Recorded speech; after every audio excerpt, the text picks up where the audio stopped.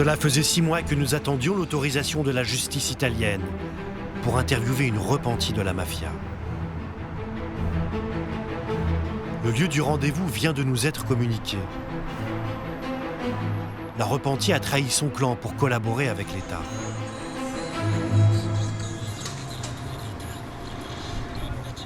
Même pour l'interviewer à visage masqué dans ce bâtiment anonyme du ministère de l'Intérieur, la police va nous fixer des règles très strictes. Buongiorno.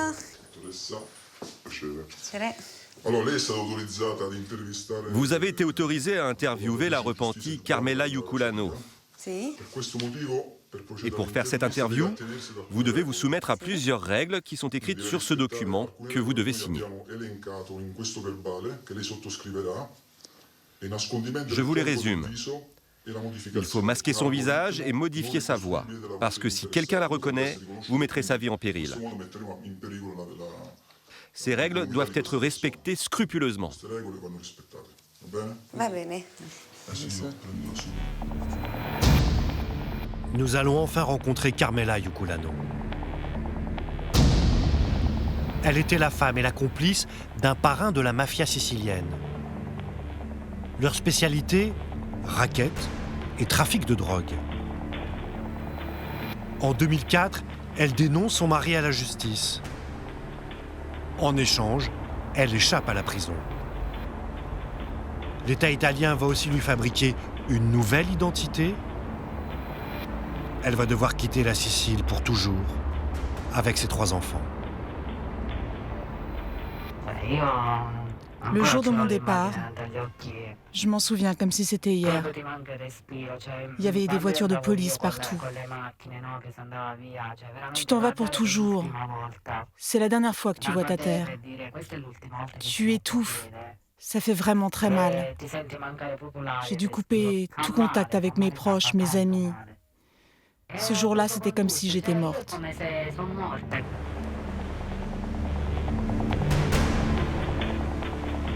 Après sa trahison, Cosa Nostra, la mafia sicilienne, l'a condamnée à mort. Aujourd'hui, 10 ans après, elle vit toujours cachée sous la protection de l'État, quelque part en Italie.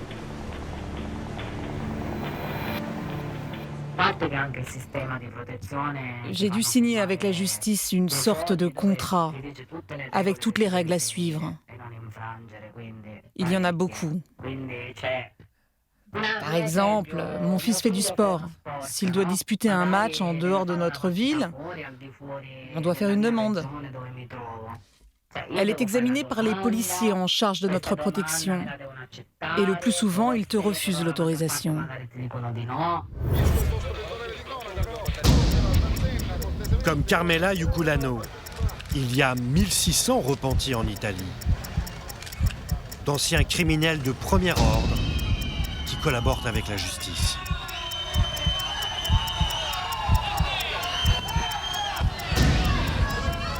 Aux États-Unis, on en compte 8500. Parfois, quand vous chassez du gros gibier, des criminels importants, vous êtes obligé de passer un pacte avec le diable. C'est souvent la seule façon d'obtenir des témoignages à charge. Mais ces personnes prennent des risques, car elles témoignent contre des gens dangereux. Donc pour obtenir leur collaboration, nous avons créé un programme de protection des témoins. En 2015, la France va mettre en œuvre ce système des collaborateurs de justice, ce pacte avec le diable. Enquête sur l'un des systèmes judiciaires les plus efficaces et les plus secrets du monde, mais aussi les plus controversés.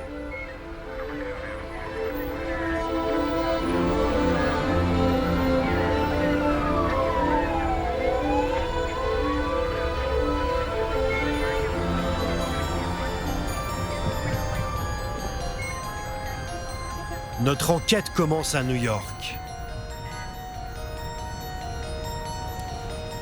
Nous avons rendez-vous avec un agent spécial du FBI. Dans les années 1990, il a réussi un coup de maître. Il a recruté le plus grand repenti de l'histoire du crime aux États-Unis.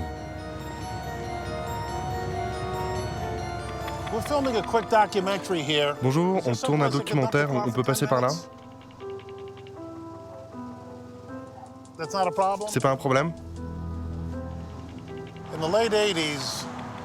À la fin des années 80, il y avait 5 grandes familles mafieuses à New York qui contrôlaient la majeure partie de la ville. Par exemple, vous voyez tout ce ciment autour de nous? Chaque famille mafieuse touchait $1 pour chaque mètre cube de béton coulé. Elles étaient riches, puissantes et aussi très dangereuses. Dans le collimateur de l'agent du FBI, un certain John Gotti. Il est soupçonné de diriger la famille la plus puissante de la mafia new-yorkaise et d'avoir commandité de nombreux assassinats. Mais dans ses enquêtes, l'agent du FBI se heurte à l'omerta, au mur du silence. C'est le ciment de la mafia. Dans l'entourage du parrain, personne ne parle.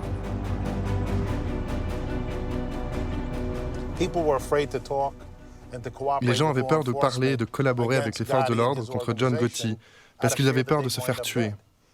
Du coup, Gotti n'arrêtait pas de nous provoquer.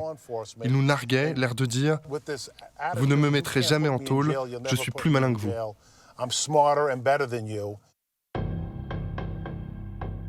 À plusieurs reprises, le parrain sera arrêté et jugé.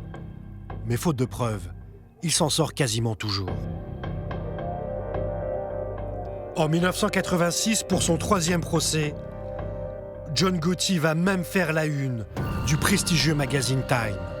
Mais là encore, la justice ne va pas convaincre les jurés de sa culpabilité.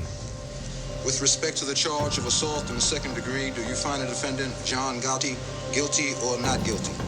Not guilty. With respect to the third count of the indictment, charging the defendant with the crime of assault in the first degree, do you find the defendant guilty or not guilty? Not guilty. John Gotti va gagner le surnom de parrain en téflon, l'homme sur qui la justice n'a pas de prise. Ses costumes sont taillés sur mesure, il adore les caméras l'adorent. Il est devenu une véritable star. De son côté, l'agent du FBI ne désespère pas. Il continue à traquer Gotti dans New York.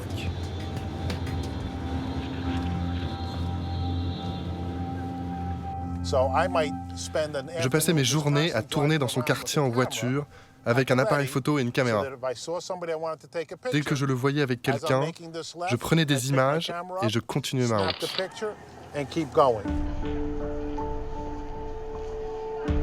Sur les vidéos du FBI, John Gotti apparaît toujours accompagné par le même homme, son lieutenant.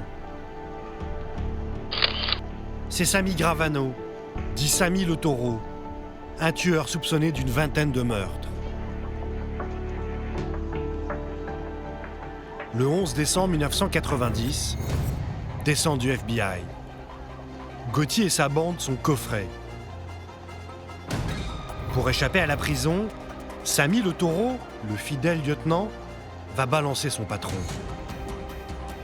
En 1992, Gotti est enfin condamné à la prison à vie. Sammy le Taureau est devenu un repenti.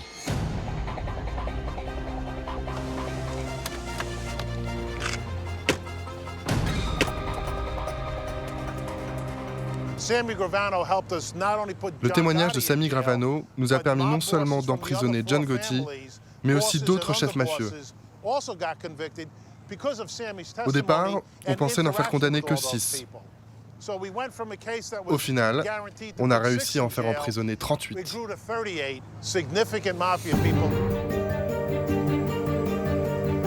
Dans les années 1990, les révélations de Sammy Gravano vont laminer la mafia new-yorkaise. En échange de ces informations, il ne va purger que 5 ans de prison, alors qu'il a reconnu avoir commis plus de 19 meurtres. À la même époque, à 150 km de New York, un autre repenti va faire tomber une autre mafia, celle de Philadelphie. John Visi était chargé de mettre la pression sur ceux qui devaient de l'argent à la mafia. Un truand ultra-violent.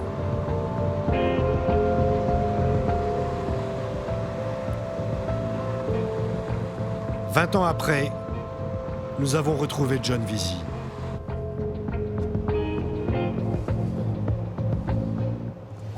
Quelle est la pire chose que tu aies faite?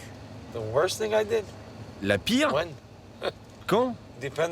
Ça dépend ce que tu entends par pire. Trouver quelqu'un avec une perceuse, c'est pas mal, non? Ou balancer de l'acide sur le visage d'un autre.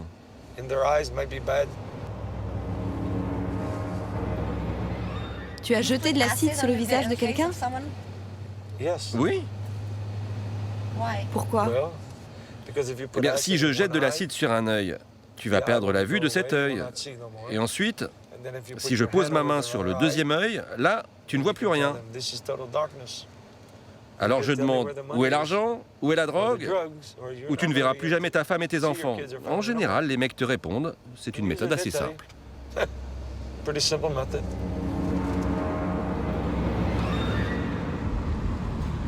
Un jour de 1993, contre seulement $300, John Visi est chargé d'exécuter un membre d'un clan rival.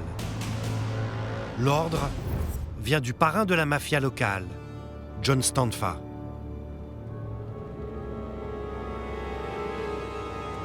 Je me suis levé le matin, je suis allé bosser. On roulait, on a vu le mec, j'ai sorti le flingue par la fenêtre, je l'ai tué. Je me sentais soulagé, je me sentais bien. J'avais accompli mon devoir. C'est comme décrocher une prime ou avoir un enfant. Un jour comme ça, tu t'en souviens toujours. Mais ce n'est pas la même chose de tuer ou d'avoir un enfant. Qu'est-ce que t'en sais? T'as déjà tué quelqu'un? Moi, j'ai eu un enfant et je peux te dire que c'est la même chose.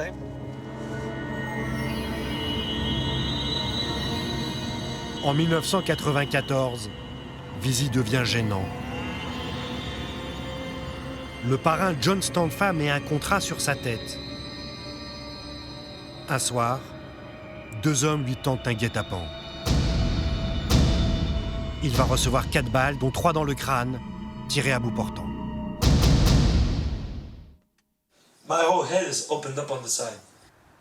Mon crâne était ouvert sur le côté.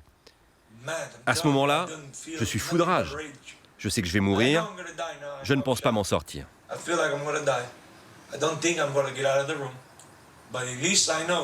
Mais je voulais que ces 2 gars qui me laissaient pour mort se disent « Ce connard s'est battu jusqu'au bout ».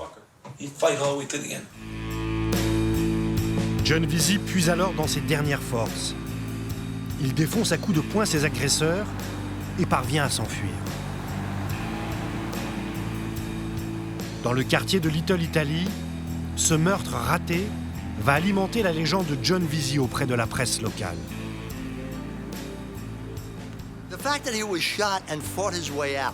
Le fait qu'on lui ait tiré dessus et qu'il ait réussi à s'en sortir, ça a amplifié le mythe, la légende de John Visi. Il était le dur, l'invincible, l'indestructible. 3 balles dans la tête et il arrive à s'en sortir. John Visi n'a alors plus qu'une idée en tête, se venger. Il va alors prendre la plus importante décision de sa vie, balancer ses bosses. La seule façon de me venger, c'était de les détruire. Avant, je détruisais les gens avec un flingue, un couteau ou une perceuse. Là, le seul moyen que j'avais, c'était de me tourner vers l'État.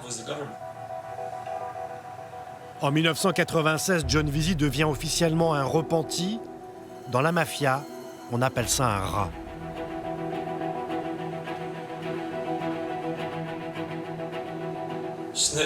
Balance, rat, traître. Il y a plein de noms pour les gens comme moi.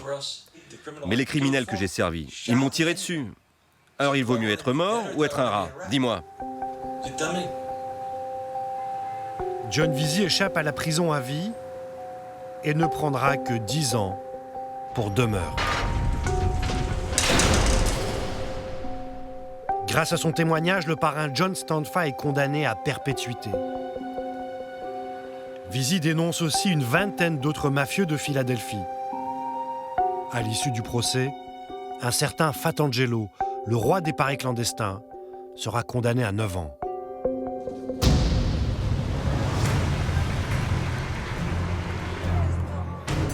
Après avoir purgé sa peine, Fatangelo a ouvert un restaurant à Philadelphie, la cuisine du parrain. Ne faites pas attention à la caméra, ils font un doc sur le système des repentis pour la télé française. La France va avoir son propre système des repentis. Oh, moi je crois pas à ce genre de truc. Ma devise, tu commets un crime, tu payes, sois un homme.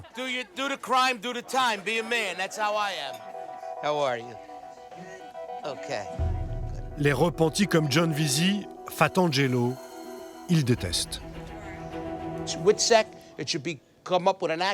Vous connaissez le vrai nom du système des repentis? C'est sortie de secours pour les lâches. Quand tu rentres dans la mafia, tu prêtes serment. Tu dois en accepter toutes les règles. Il n'y a pas d'église, pas de prêtre à qui dire « Pardonnez-moi mon père, j'ai commis 75 meurtres ». Il te répondrait « C'est pas grave mon fils, tu vas réciter « Si salut Marie » et tu seras pardonné ». Ça marche pas comme ça.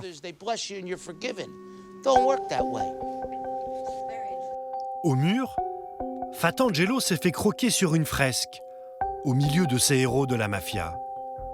Marlon Brando dans le rôle du parrain de Coppola, Tony Soprano, Al Capone et John Gotti.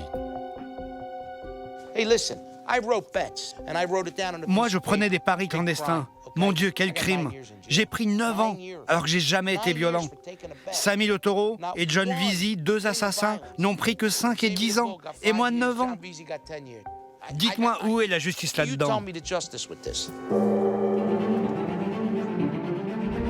Cette rage, la plupart des criminels qui ont été balancés la partagent. Pour échapper à la vengeance du milieu, les autorités doivent garantir la sécurité des repentis. Pour comprendre comment ils font, direction Washington. Nous avons rendez-vous au siège des US Marshals.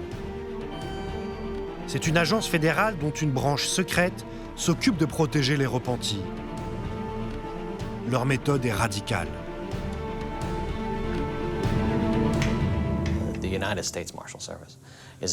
Nous, les Marshalls, sommes notamment chargés de réinstaller les témoins repentis, de leur donner une nouvelle identité et de les protéger. Donc nous les installons quelque part aux États-Unis sous une nouvelle identité. Pour les témoins repentis, c'est souvent la dernière chance de rester en vie. S'ils ne rentraient pas dans le programme de protection, la plupart d'entre eux seraient assassinés.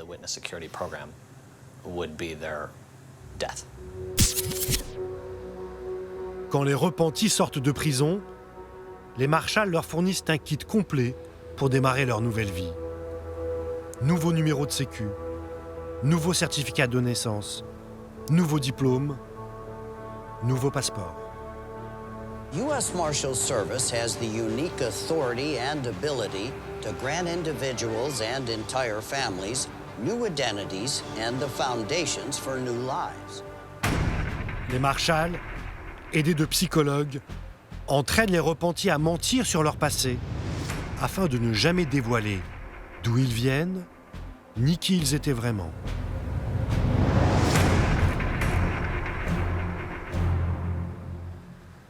Donc vous leur fabriquez un nouveau passé? Ça, c'est un de nos secrets. Pourquoi ce programme est-il si secret? Parce que c'est la vie des gens qui en dépend. Alors, on garde le secret sur leur identité au même titre que les plus importants secrets d'État. On ne peut prendre aucun risque.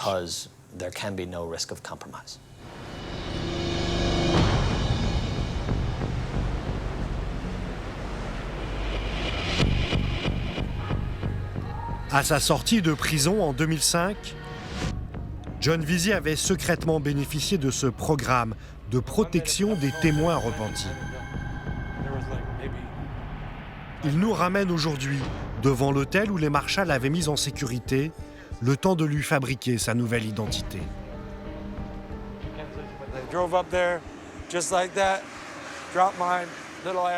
Ils m'ont lâché ici. Ils m'ont donné une clé avec un numéro de chambre. Je n'avais rien. Pas de bagages, pas de vêtements, juste ce que je portais sur moi. Ici, de mon point de vue, John Vesey est mort. Il a disparu.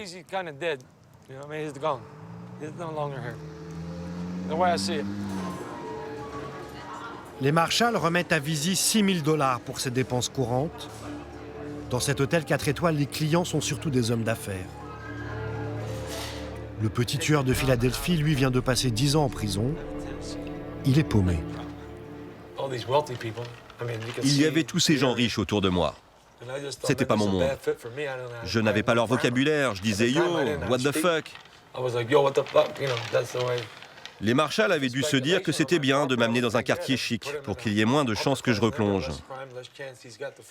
Mais en même temps, c'est 2 fois plus dur de s'intégrer. Ils ont mis 3 mois à me donner un numéro de sécurité sociale, puis ils m'ont fait choisir un nom dans l'annuaire. Au départ, ils m'en avaient donné un, mais je n'arrivais pas à l'écrire. C'était trop dur, il y avait genre 6-7 lettres et moi, j'avais déjà du mal à écrire mon vrai nom, Vesey.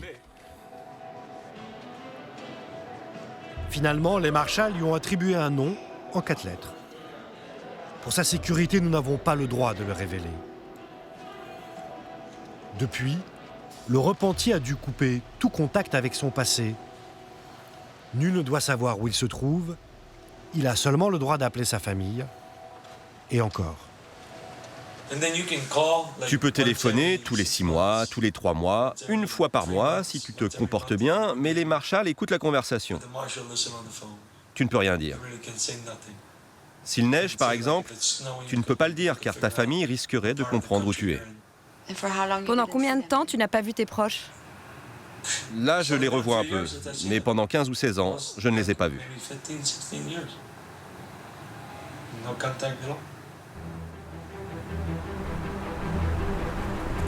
Cette solitude, c'est le sort de tous les repentis. Comme la Sicilienne, Carmela Iuculano, réinstallée quelque part dans le nord de l'Italie.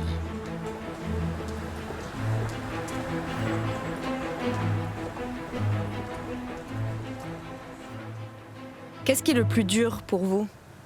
Le plus dur, c'est de ne pouvoir raconter ton histoire à personne. C'est très difficile. Tu ne peux faire confiance à personne. Par exemple, je suis une femme seule. Je pourrais essayer de refaire ma vie. Mais qu'est-ce que je vais raconter à un homme? Si à Noël ou les jours de fête, il ne voit jamais ma famille, comme toutes les personnes normales, qu'est-ce que je vais lui dire?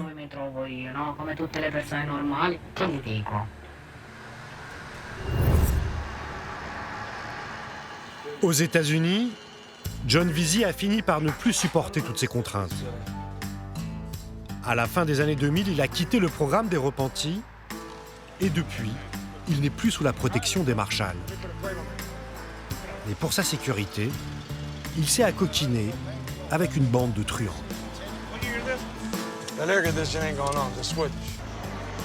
Viens, ils veulent voir ton flingue.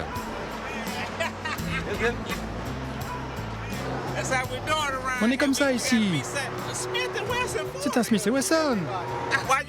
Pourquoi tu me regardes comme ça? C'est pour se protéger. C'est dangereux ici? Tu m'étonnes. John Vesey, lui, n'a pas le droit de porter d'armes. S'il enfreint cette règle, il retournera en prison pour 20 ans. Et toi, tu n'as pas d'armes? Moi, j'en ai pas, regarde. Par contre, là, tu filmes mon cul. Tu te protèges comment, alors? Il est protégé, t'inquiète. Il est protégé. On a déjà essayé de me tuer une fois et ça n'a pas marché. Peut-être que je suis foutu comme un gilet pare-balles. Tu me tires dessus, le lendemain matin, je te chie la balle.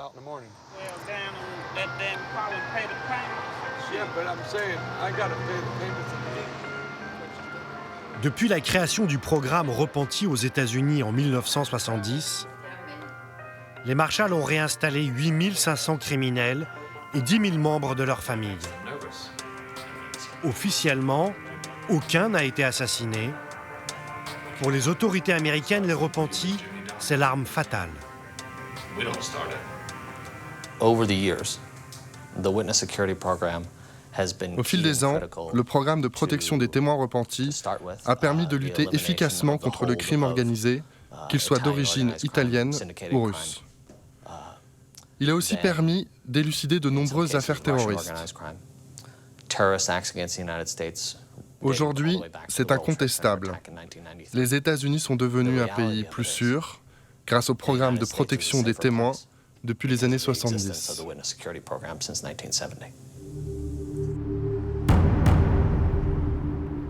L'Italie a adopté le système des repentis 20 ans après les États-Unis. Tout commence en 1981, en Sicile. Une guerre de clans mafieux provoque un bain de sang. On compte près de 3000 victimes en 3 ans. Gaspare Mutolo, un ancien mafieux de Palerme, a participé à ce carnage.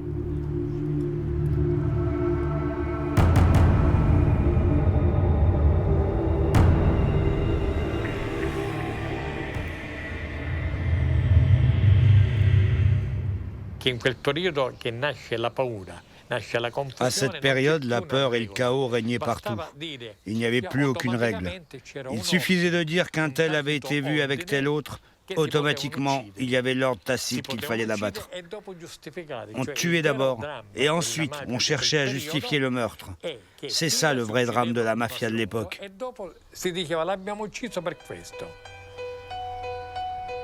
La police va arrêter 2 mafieux, Tommaso Buscetta et Salvatore Contorno. Ils ont perdu toute leur famille dans cette guerre fratricide. En 1984, les 2 hommes brisent l'omerta et deviennent les 2 premiers repentis de la mafia sicilienne. Dans les rangs de Cosa Nostra, c'est la panique.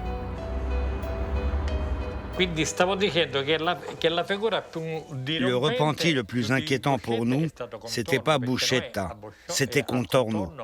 Parce qu'on le connaissait tous. Contorno, il n'avait peur de rien. D'ailleurs, moi-même, j'avais commis 3 ou 4 meurtres avec lui. Donc, quand on a appris qu'il avait décidé de se repentir, on s'est vraiment dit que ça allait mal tourner pour nous.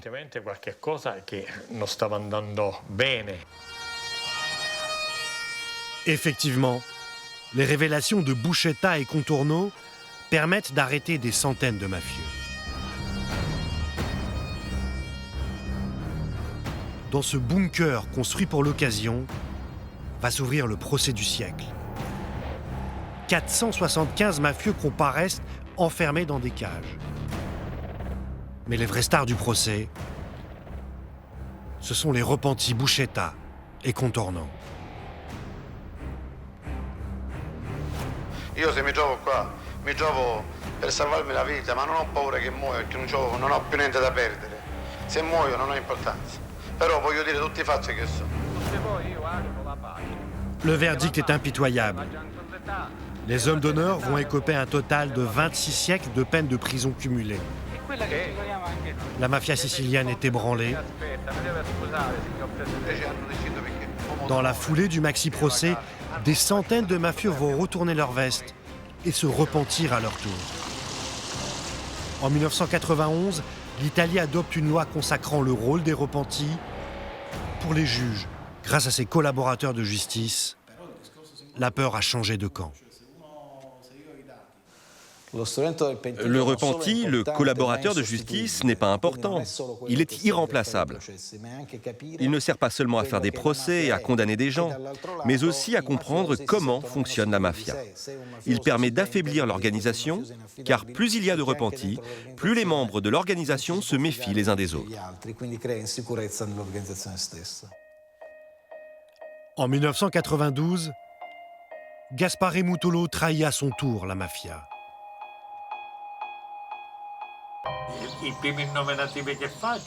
Au départ, je livre une liste de 650-700 noms, tous des mafieux. J'avoue avoir commis une vingtaine de meurtres.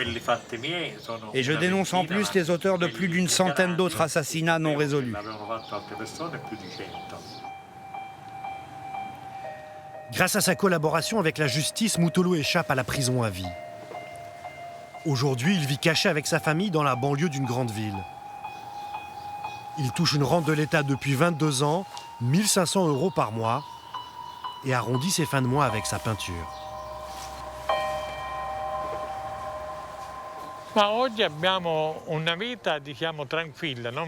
Aujourd'hui, c'est vrai qu'on a une vie tranquille, mais nous ne sommes pas très heureux. Parce qu'il nous manque parfois le nécessaire pour vivre. La vie est chère par rapport à ce que nous donne l'État. J'aurais aimé que l'État soit plus reconnaissant du travail que nous avons fourni, nous les mafieux repentis.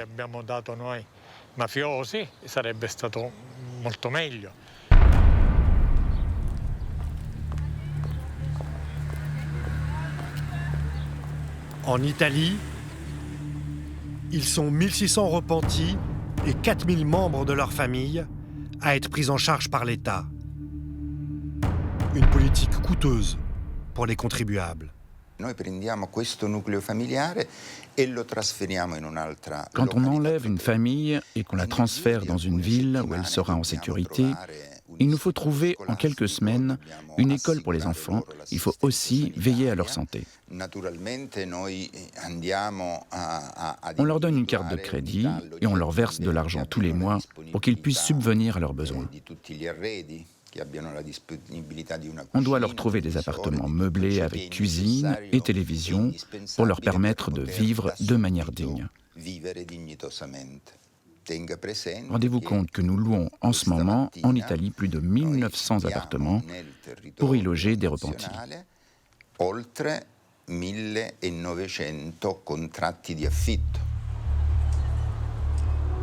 Des criminels subventionnés par l'État.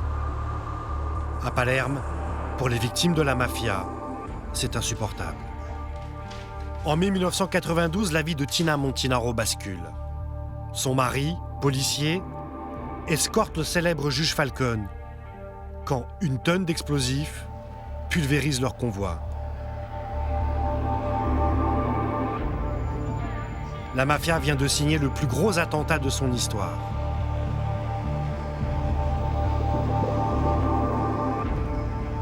Quelque temps plus tard, Tina Montinaro découvre dans la presse que des responsables de cet attentat se sont repentis et qu'ils ont été grassement payés.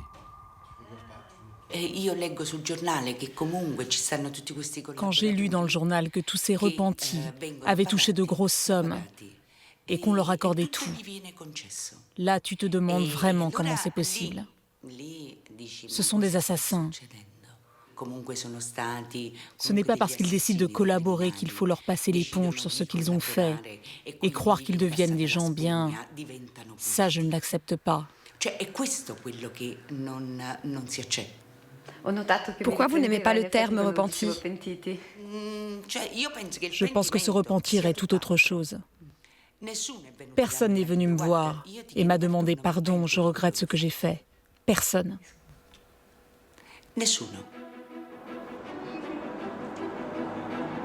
Et de fait, les repentis protégés par l'État s'excusent rarement.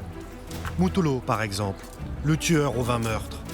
Il a beau chercher, il ne voit toujours pas ce qu'il a fait de mal. Je ne sais pas ce que ça veut dire se repentir. Ce que j'ai fait était justifié. Le mafieux n'est pas un assassin, c'est un homme d'honneur. Quand un soldat tue un autre soldat, tu dis pas que c'est un assassin. Non, c'est la guerre.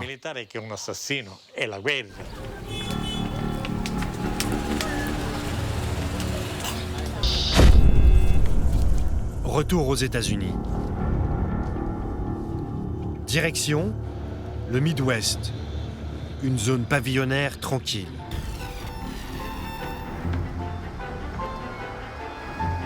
John Veazey, le tueur à la perceuse, nous accueille à son domicile. Lui non plus n'a jamais éprouvé de remords. Il vit désormais avec sa nouvelle épouse, Salma.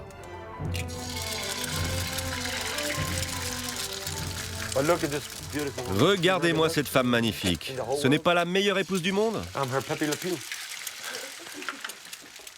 Je pense qu'il faut pouvoir pardonner avec son cœur.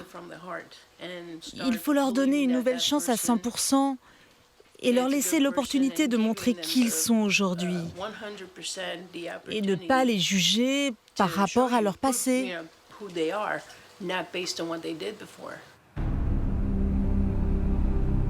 Mais John Veazey a parfois du mal à se contrôler. La violence te manque? Oui, quand on me dit des conneries, ou qu'on me menace. Je me dis, toi, si tu savais, je pourrais te défoncer, là, maintenant, mais je suis obligé de la fermer. Donc je préfère raconter aux gens qui j'étais. Ça me protège, ça évite, si quelqu'un me cherche, que ça dégénère.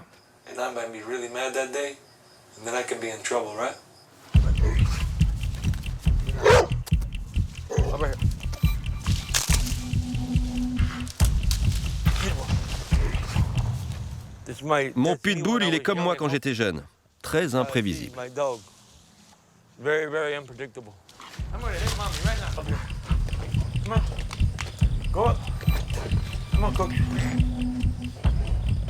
Depuis qu'il est sorti du système de protection des Marshalls, John Veazey vend des voitures d'occasion avec sa femme.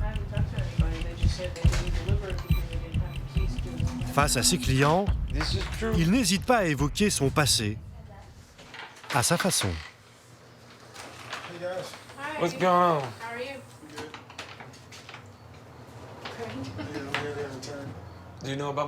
Tu connais mon passé? J'étais dans la mafia, mais je n'y suis plus. T'étais quoi? T'étais le boss? Non, je tuais des mecs. Attention là, t'es en train de devenir tout blanc. Je le fais plus maintenant. Je vends des voitures. De bonnes voitures. Oui, c'est vrai, ma voiture est très bien. Voilà, plus de réclamations. Salut John.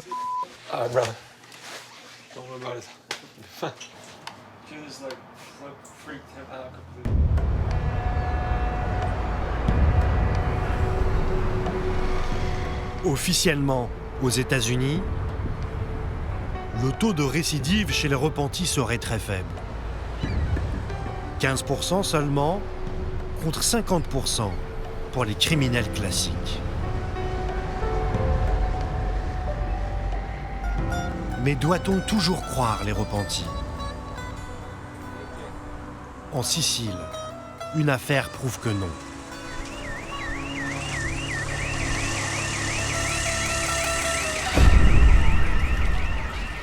Un jour de 1992, dans la capitale sicilienne, la mafia vient de faire sauter une rue entière du centre-ville. L'attentat a fait 6 victimes. Le juge anti-mafia Paolo Borsellino et ses 5 gardes du corps. Un drame national, les funérailles sont retransmises en direct à la télévision. À Palerme, la police arrête rapidement un petit dealer de quartier, Vincenzo Scarantino. Il affirme avoir participé à l'attentat et balance des noms de soi-disant complices, dont celui d'un éboueur, Gaetano Murana. Le lendemain matin, l'éboueur est arrêté au volant de sa voiture par des policiers. Ils m'ont dit qu'il fallait que je vienne avec eux au commissariat 2 secondes pour un contrôle du permis de conduire. Arrivés devant le commissariat, ils ont enclenché les sirènes et ont dérapé au frein à main. Ils m'ont injecté de la voiture à toute vitesse et à partir de ce moment-là, je n'ai plus rien compris. Sur la base des déclarations du repenti Scarantino, l'éboueur Murana est accusé d'avoir participé à l'attentat contre le juge Borsellino. Sa vie bascule. Mais convaincu qu'il est victime d'une erreur judiciaire, son avocate s'interroge sur la crédibilité du repenti Scarantino. Mon client n'avait pas d'alibi. Donc la seule défense possible contre les accusations de ce repenti, c'était de mettre en doute sa crédibilité. Et dans cette affaire, ça nous paraissait simple. On a découvert que ce repenti avait été réformé du service militaire parce qu'il était psychologiquement instable. Il avait aussi des problèmes d'ordre psychiatrique. Ce n'était clairement pas quelqu'un qui avait l'étoffe d'un grand criminel. Jamais il n'aurait pu rentrer dans la mafia et être un homme d'honneur.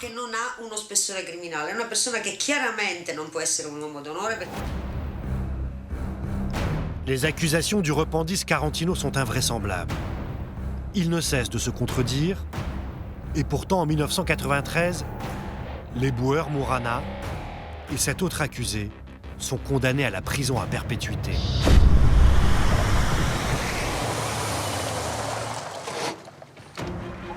Mais un homme va provoquer un coup de théâtre. Sergio Lari est l'un des magistrats les plus protégés d'Italie. Il vit sous escorte permanente. En 2008, un repenti demande à le rencontrer.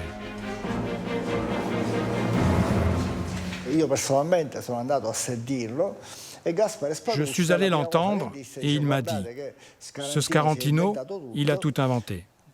C'est moi qui ai volé la voiture utilisée pour l'attentat contre le juge Borsellino. » Et il continue « C'est moi qui ai volé et placé l'explosif à l'intérieur. C'est moi qui ai volé les plaques d'immatriculation pour maquiller la voiture. Toute cette phase de préparation de l'attentat, c'est moi qui l'ai faite. » Et il me cite les noms d'autres complices. Il me dit « Tout ce qu'a dit Scarantino est faux. » Je vous avoue que je suis resté incrédule face à ces déclarations.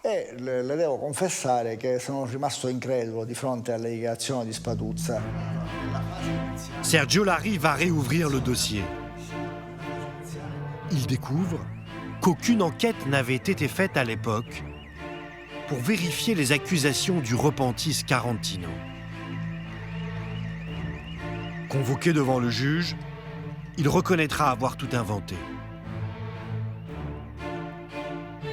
Aujourd'hui, le faux repenti doit s'expliquer dans un nouveau procès. Et cette fois, c'est lui l'accusé. L'avocate de Mourana, les boueurs accusés à tort, tient sa revanche. Ce procès est la démonstration de l'échec du système des repentis. Parce que les accusés du dernier procès, comme mon client Mourana, sont aujourd'hui partie civile contre le repenti qui les a calomniés.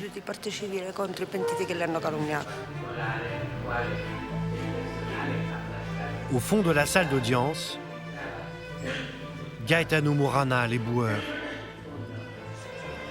Libéré en 2011, il a passé 20 ans en prison pour rien.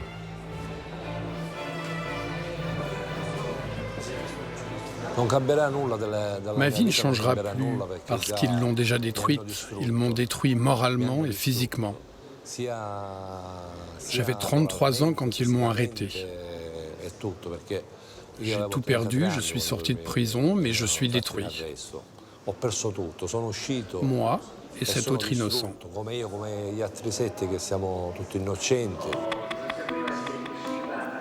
Ce jour-là, Mourana va entendre le faux repenti s'excuser. Il est caché derrière ce paravent. Il accuse des policiers de l'avoir manipulé à l'époque. Mi hanno convinto di essere il carnefice del dottor Borsellino e degli agenti delle scorte. Voglio chiedere scusa alle famiglie delle vittime, voglio chiedere scusa a queste persone che sono state offese.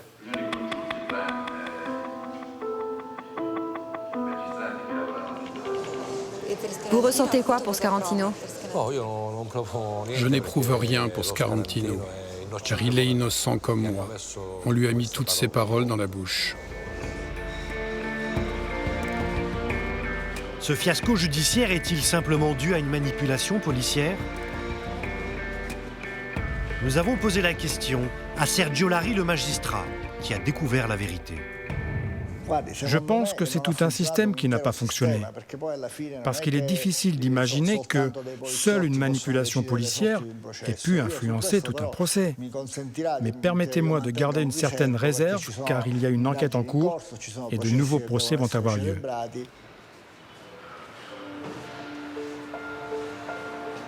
Gaetano Murana n'est toujours pas sorti d'affaire. Les procès en révision vont prendre des années.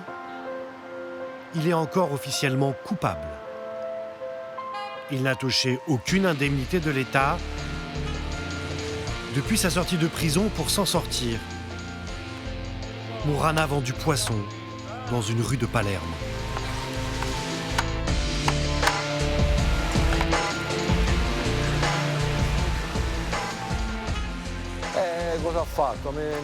Je me suis retrouvé dans un monde qui ne ressemblait plus au mien.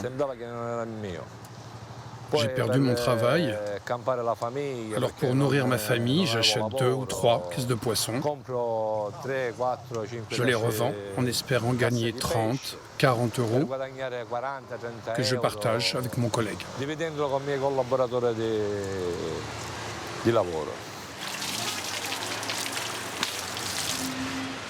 À ses côtés, il y a aussi son fils, qu'il n'a pas vu grandir.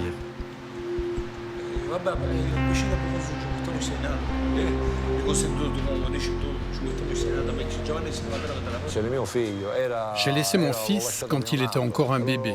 Je suis ressorti, c'était un jeune homme. J'allais le voir quelques fois quand on arrivait à mettre un peu d'argent de côté, tous les 3 mois environ. Mais je le voyais toujours derrière une vitre. Aujourd'hui, on essaie de construire un rapport père-fils, un rapport qui n'a encore jamais existé.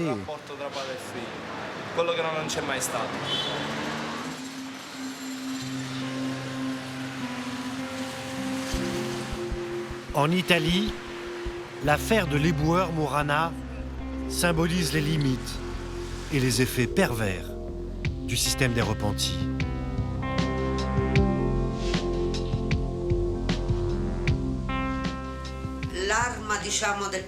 Grâce au système des repentis, il y a eu beaucoup d'arrestations, beaucoup de condamnations. On a réussi à combattre la mafia. C'est vrai, mais en partie. Il est certain que les délateurs qui viennent de l'intérieur de la mafia sont une source privilégiée d'informations. Mais le problème avec ce système des repentis, c'est que, 1, les services d'investigation de la police ne savent plus mener des enquêtes, et 2, les magistrats, plus exactement les procureurs, ceux qui dirigent les enquêtes judiciaires, eh bien, dès qu'un repenti se met à parler, ils se contentent de leurs déclarations. Ils ne poussent plus les enquêtes et se reposent sur leur laurier.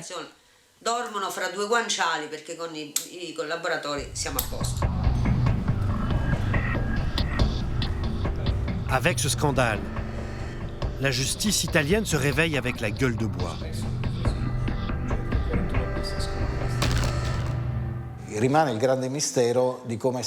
Il y a un grand mystère dans cette histoire. Comment n'a-t-on pas décelé qu'on avait affaire à un faux repenti?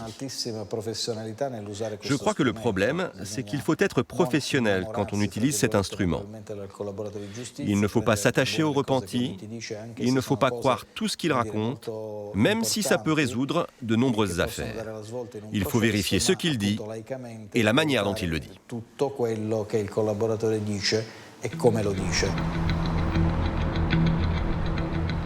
Début 2015, le système des repentis a été mis en place par les ministères français de la Justice et de l'Intérieur dans la plus grande discrétion. Comment vont-ils contrôler les révélations des repentis et éviter les accusations mensongères? Place Beauvau, au ministère de l'Intérieur, le porte-parole de Bernard Cazeneuve accepte de nous répondre. Le dispositif tel qu'il a été mis en place et tel qu'il est fait que la parole seule ne pourra suffire. Il faudra un certain nombre d'éléments. À l'appréciation, évidemment, à la fois des magistrats ou des jurys, mais la parole seule ne pourra entraîner la condamnation. C'est quelque chose qui est assez restrictif. Et bien évidemment que dans la mise en place de ce dispositif, on a tenu compte de ce qui s'était fait à l'étranger avant de pouvoir le mettre en place sur le territoire français. Question financement, la France a pensé à un système ingénieux. C'est la vente des biens confisqués aux criminels qui financera la réinsertion des repentis. Explication du magistrat en charge de la question. Ce qui est une bonne nouvelle, c'est que l'agence de gestion et de recouvrement des biens saisis et confisqués aux criminels finance la lutte contre le crime. Je trouve ça assez amusant que finalement ce soit le milieu qui nous donne les moyens de lutter contre lui. Je trouve ça c'est une belle nouveauté sur le plan des symboles. Pourquoi c'est important d'adopter ces systèmes ? À mon avis, ce n'est pas un dispositif qui a vocation à être utilisé tous les jours. On n'est heureusement pas, et pourtant je ne suis pas de ceux qui minimisent la réalité du phénomène mafieux, on n'est heureusement pas dans la situation qu'a connue l'Italie, si vous voulez. Par contre, peut-être que l'avenir nous permettra de se réjouir de l'existence de ce système pour lutter contre le terrorisme, par exemple. Parce que je pense que là, on a de beaux jours devant nous, si vous me permettez l'expression.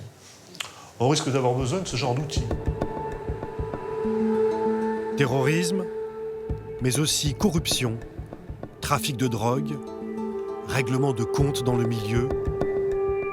En France, dans le plus grand secret, quelques criminels seraient déjà prêts à rentrer dans le système des repentis.